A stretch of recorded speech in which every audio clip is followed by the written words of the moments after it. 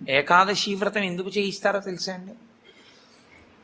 ఉపవాసం, అన్నం తినకూడదు.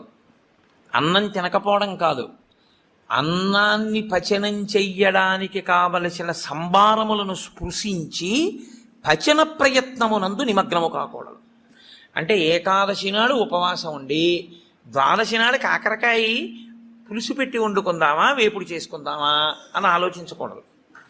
ద్వాదశి పారణ కోసం ఏకాదశి నాడు కాయగూరలు తరుక్కోకూడదు.